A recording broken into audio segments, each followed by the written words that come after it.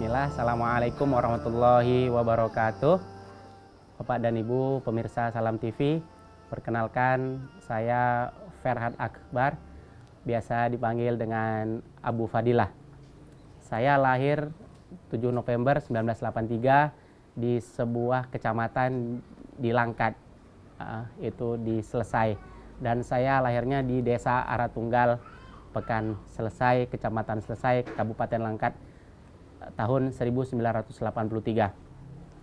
Saya sekolahnya pindah-pindah, dari pernah sekolah di SDN 1 Berahrang, kemudian sekolah ke SD di Binjai, di SD Negeri 10 Binjai, kemudian saya SMP itu di SMP Negeri 1 Binjai, kemudian tamatnya di SMP Negeri 4 Tanjung Balai.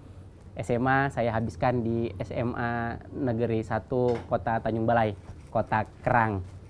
Ya, alhamdulillah, segala puji syukur bagi Allah Subhanahu wa taala. Saya kemudian melanjutkan sekolah di Sekolah Tinggi Akuntansi Negara di satu perbendaharaan di Palembang. Kemudian saya berdinas sebagai PNS di Palembang, kemudian dimutasikan ke Jambi.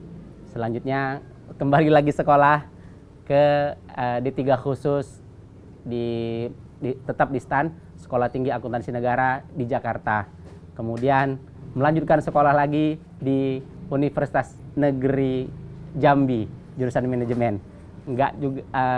Sebelum selesai akhirnya saya dimutasi, dipindah tugaskan ke KPPN Kutacani, Kantor Pelayanan Perbendaharaan Negara Kutacani. Akhirnya di sana alhamdulillah Allah mudahkan saya selesai S1 dan S2 di Universitas Terbuka.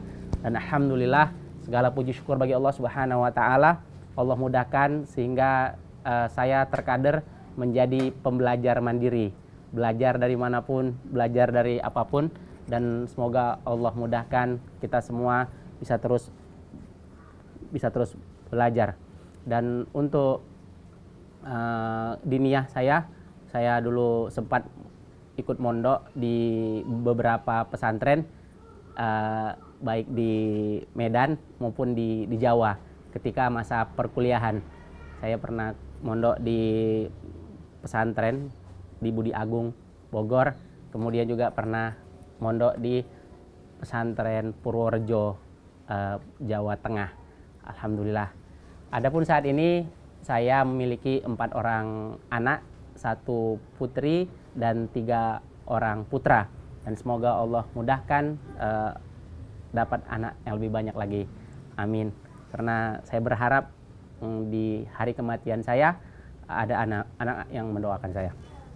Istri saya 1, alhamdulillah, Ummu Fadilah Isti. Beliau alhamdulillah setia mendampingi saya untuk menjalankan beberapa amanah sosial yang Allah mudahkan bagi kami untuk dilaksanakan, seperti ada TPA Tahfiz Az-Zahra di Kutacani. Alhamdulillah sebelum corona kita memiliki 150 orang santri TPA, ada yang sore dan ada yang malam. Insya Allah ada beberapa anak yang sudah hafalannya sampai 4 juz, dan alhamdulillah seperti itu. Dan kegiatan harian saya juga, saya mendakwahkan ruqyah syariah di kota kami, di kota Kutacani, di Aceh Tenggara. Saya praktisi ruqyah syariah. Sepulang kantor atau di hari libur, kita biasa membuat seminar tentang ruqyah atau mengunjungi pasien-pasien yang sakit, baik di rumahnya ataupun di rumah sakit. Ada beberapa pasien itu yang tetap memiliki jimat, dan itu kita dakwahkan semoga mereka mencopotnya. Kita dakwahkan semoga mereka tidak lagi datang ke dukun-dukun, dan semoga Allah mudahkan dakwah tauhid ini bisa tersebar di seluruh penjuru Indonesia, terutama mungkin karena segmen saya masih yang kecil-kecilan saja. Untuk di Kutacani, semoga Allah mudahkan negeri Kutacani, negeri Aceh Tenggara menjadi negeri yang bertauhid insyaallah. Kemudian sesekali juga mengisi ruqyah di Kota Medan bersama Ustadz Abu Umer hafizahullah taala. kita pernah jalan-jalan ke Tanah Karo dengan beberapa juga dai-dai dari Stay As-Sunnah, Ustadz Abdul Ghafur, teman kita pernah ke daerah Tiganderket, daerah Mardinding dan sebagainya. Itulah aktivitas yang saat ini kita lakukan, dan semua itu berkat rahmat dari Allah Subhanahu wa taala, dan semoga Allah lindungi kita semua. Bapak dan Ibu, para pemirsa Salam TV dimanapun berada, pada kesempatan kali ini izinkan saya untuk bercerita tentang Ma'had Tahfiz Kitabina, Ma'had Tahfiz Yatim Du'afa, di mana alhamdulillah Allah mudahkan kita bisa mengelolanya. Allah mudahkan kita bisa mengoperasionalkannya. Allah mudahkan kita bisa menjaganya. Di satu hari di tahun 2019, kala itu mama saya biasa dipanggil dengan Ibu Nining, itu nelpon ke saya, dan seperti biasa harian saya tinggal di Kutacani, Aceh Tenggara. Kemudian mama berpesan, Ferhat, itu rumah kan kosong di Gaperta, kalau bisa buatlah tahfiz Al-Quran di sana. Jadi pada saat itu saya berpikir keras, bagaimana saya bisa mengoperasikan sebuah ma'had tahfiz yang saya posisinya itu saya tidak ada di sana. Harian saya harus bertugas di KPPN Kutacani. Kemudian dari situ saya berpikir keras bagaimana caranya membuat ma'had tahfiz sehingga bisa dikendalikan dari jarak jauh seperti itu. Kemudian langkah berikutnya, pada saat mama meminta seperti itu, dan karena keinginan saya untuk lebih berbakti di usia tua mama, saya cuma bilang, iya mak, insya Allah Ferhat kerjakan. Akhirnya sampailah kita membuat penerimaan santriwati baru. Itu kurang lebih di bulan Maret 2019. Kemudian kita sampaikan ke mama, alhamdulillah ini ada 4 orang yang mendaftar dan semuanya dari yatim du'afa. Karena ini memang awalnya itu kita belum menyangka seperti itu karena belum pernah punya pesantren. Tapi kalau di pesantren alhamdulillah sudah.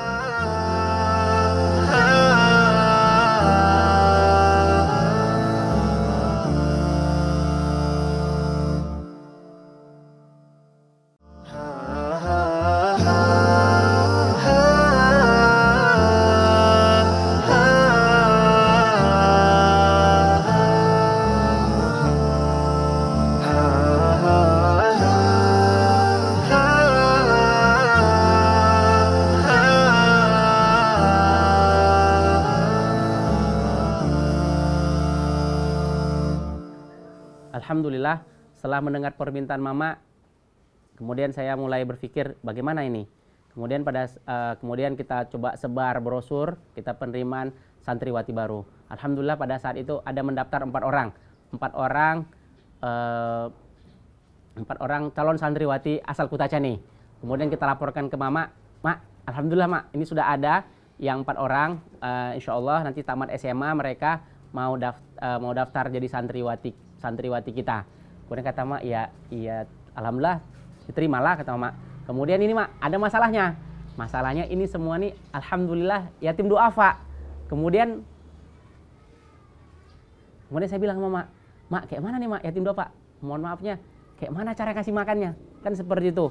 Karena sebagai manusia kan kita berpikir, oh ini kayak mana nih harus diberi makan, harus kita carikan gurunya yang bagus kan begitu. Kita harus bayar lampu dan sebagainya. Kata mama, doa pada Allah, minta sama Allah. Kau kan punya Allah kata mama. Ya, alhamdulillah dari situ akhirnya muncul keberanian dari saya pribadi. Kemudian ini saya utarakan juga ke istri. Ayolah kita mulai ini di rumah mama, di rumah mama yang alhamdulillah sudah kosong ini di Kota Medan. Ayolah kita mulai.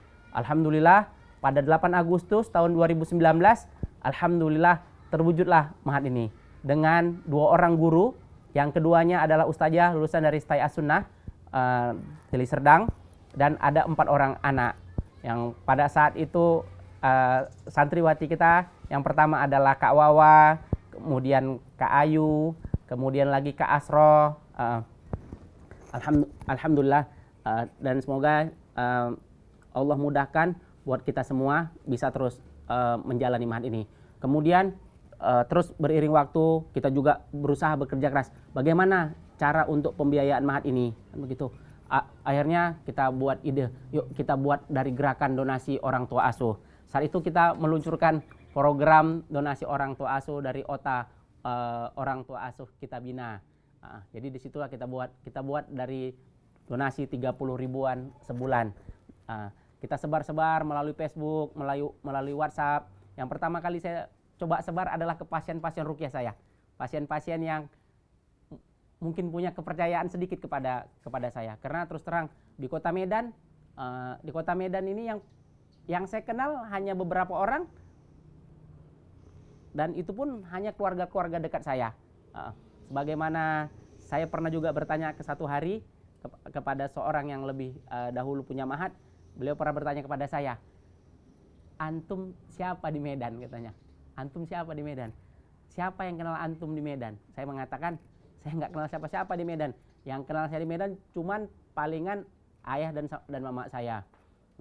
Cuman selama ini saya termasuk orang yang agak payah menyerah, dan menurut keluarga saya termasuk orang yang keras kepala saya.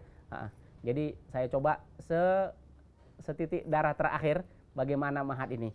Alhamdulillah dengan izin Allah pada 19 Agustus tahun 2019 mahat ini mulai KBM, kegiatan pelajar pengajarnya. Pasti banyak rintangan di situ, di mana kurikulum belum disusun. Karena saya juga harian harus tetap beraktivitas seperti biasa. Dari 7.30 sampai jam 5 sore saya adalah seorang PNS yang saya telah menandatangani kontrak bahwa saya telah mengalokasikan waktu saya untuk pekerjaan saya, dan saya tidak boleh khianat begitu. Makanya di malam hari atau sebelum masuk kerja saya mencoba bertanya ke kiri dan ke kanan bagaimana pengelolaan mahat. Kemudian saya contek ke sana kemari. Ada beberapa mahat yang saya contek seperti Mahat Tahfiz Imam Ahmad bin Abi Abdillah milik Ustadz Edi Suheri, itu saya contek. Dan kebiasaan saya, karena kebiasaan belajar jarak jauh, saya coba contek, saya amati, tiru, dan modifikasi. Saya ATM-i semua, baik yang ada di Medan maupun yang ada di Jawa. Kemudian dari segi pengelolaannya, kemudian apa aja harus dilakukan. Kemudian yang berat itu pertama itu adalah kontrol bagaimana mahat ini dijalankan, yang hanya saya kontrol dengan telepon. Tapi saya selalu ingat bahwa anak-anak ini, bahwa ustazah yang mengajar di mahat kita ini telah belajar tauhid. Dia pasti telah mengenal Allah Subhanahu wa taala. Mungkin dia lebih mengenal Allah Subhanahu wa taala dari pelajaran-pelajarannya melebihi saya. Dan yang diajarkan di mahat juga ada pelajaran tauhid. Jadi selalu mereka bertanya, apa sih inti pelajaran dari Mahat Tahfiz Kitabina? Saya selalu mengatakan yang pertama kali diajarkan di Mahat Tahfiz Kitabina adalah tentang ketauhidan.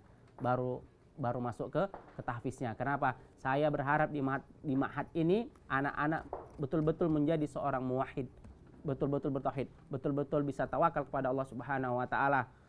Dan seiring waktu, berjalannya ada beberapa anak juga yang masuk satu sampai kita catat itu pada bulan Maret 2020 sebelum wabah corona melanda, kita memiliki 22 orang santri. Di situ juga kadang-kadang ketika ada anak mau masuk, mereka menelpon, Ustadz tolonglah anak saya ini, kami nggak mampu sekolahkan. Saya mikir, ini kayak mana lagi nih cari berasnya nih, ini kayak mana lagi mau cari sayurnya ini. Saya berharap anak-anak itu sudahlah saya mantaunya pakai telepon, kami pun ke Medan pulangnya cuman sebulan sekali. Saya berharap mereka itu bisa dapat makanan yang sedikit banyak itu layak lah. Alhamdulillah kita mulai juga menjalin kerjasama dengan sedekah bareng. Alhamdulillah dikirim sayur, kemudian juga alhamdulillah ada beberapa orang yang mengirim beras. Dan saya selalu minta kepada anak-anak di sholat malam kalian, di sholat tahajud kalian, berdoa kalian kepada Allah Subhanahu wa taala Semoga Allah mudahkan orang tua asuh Antuna ini bisa sehat, bisa kuat, bisa terus percaya sama kita dan bisa terus mengirimkan sebagian dari rezekinya. Yang harusnya mungkin rezeki itu mereka kirimkan ke mahat lain atau ke orang lain, tapi Allah gerakkan mereka ini. Itu yang saya terus minta ke anak-anak, berdoa. Dan satu hal, sampai mahat ini ada, alhamdulillah Allah mudahkan, jadi ada mahat 1, 2, 3, ada mahat 1 Gaperta, mahat 2 Tembung, dan mahat 3 Kuala Begumit dengan 65 orang santriwati. Selalu saya minta ke anak-anak, terutama kepada gurunya, kalau ada apa-apa, kalau butuh apa-apa, jangan telepon dulu ke Kutacani, jangan hubungin saya atau jangan hubungi istri saya dulu. Kurang beras, kurang sayur, kurang ikan asin, atau kurang apapun, minta dulu kepada Allah Subhanahu wa Ta'ala. Sampai pernah pada satu hari, ini kisah yang tidak terlupakan, ustazahnya, Ustazah Fitri Julkaidah Buru Ginting, Ustazah Fitri Julkaidah Buru Ginting nelpon saya. Beliau bilang, Ustadz, ini beras kita paling 1, dan beliau nggak yakin bilang 2 kali masak lagi. Saya bilang, Ustazah, segera angkat tangan ke langit, bilang sama anak-anak, beras kita habis. Ya, alhamdulillah, itu kurang lebih jam 2 atau jam 3 siang. Alhamdulillah habis asar. Alhamdulillah Allah kirimkan melalui seorang yang baik beras 2 karung. Alhamdulillah. Itu semua adalah anugerah dari Allah Subhanahu wa Ta'ala. Dan saya tidak akan lupakan kenangan itu. Dan insya Allah jika kita betul-betul tawakal kepada Allah, terus beristighfar, minta tolong kepada Allah, insya Allah Allah akan selamatkan kita. Allah mudahkan.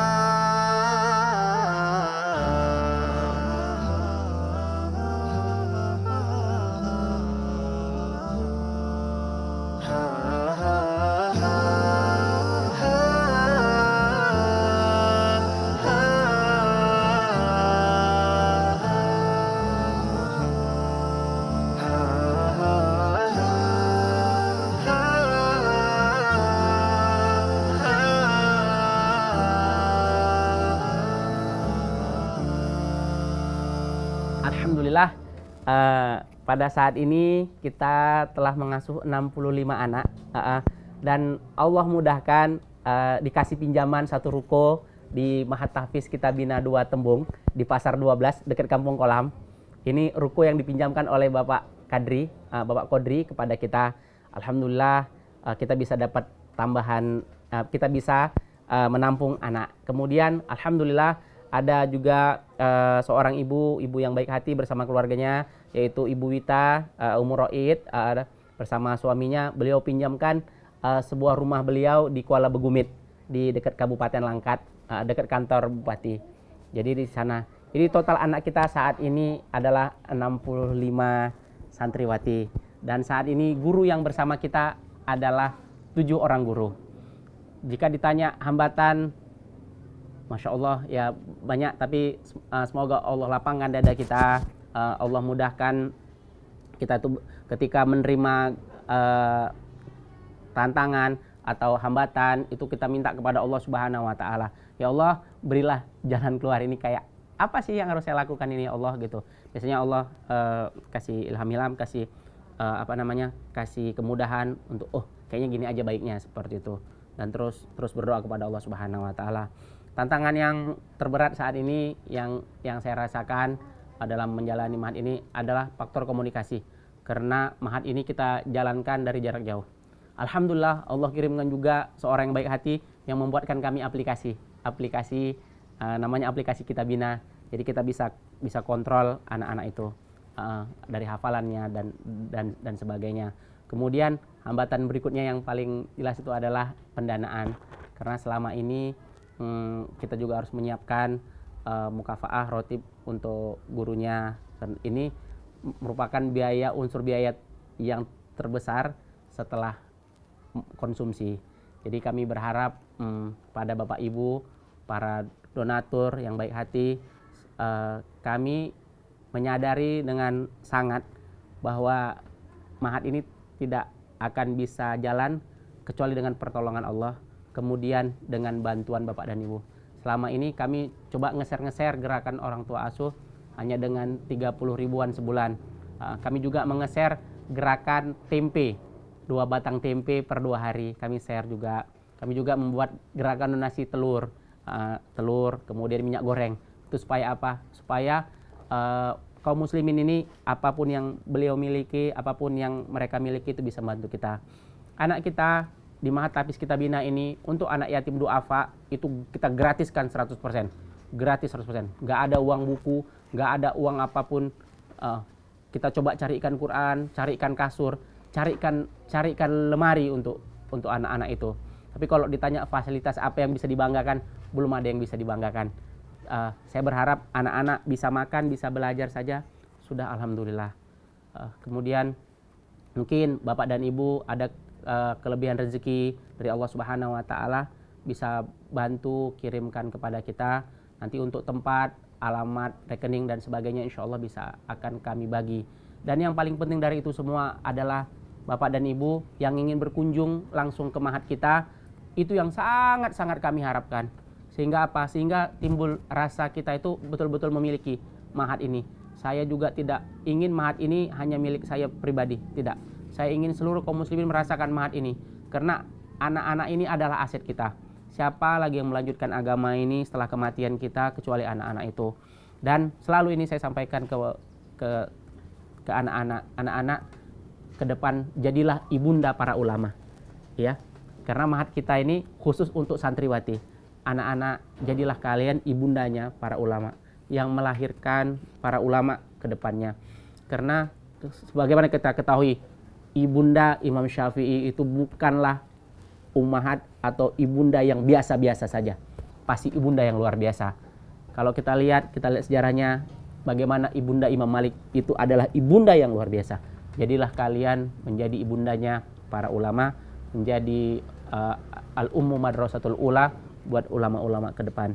Jadi semoga Allah mudahkan proyek ini tetap berjalan, dan kepada semua pihak yang selama ini telah mempercayai kami, telah membantu kami, baik dari Yayasan Arisalah, Salam TV, dari Istaya As-Sunnah, dan kaum muslimin dimanapun berada, para warganet, warga Facebook yang telah banyak membantu kami ucapkan ribuan terima kasih. Jazakumullahu khairan. Semoga Allah kumpulkan kita di surganya, di surga tertingginya, di surga firdausnya. Mungkin itu yang bisa saya sampaikan.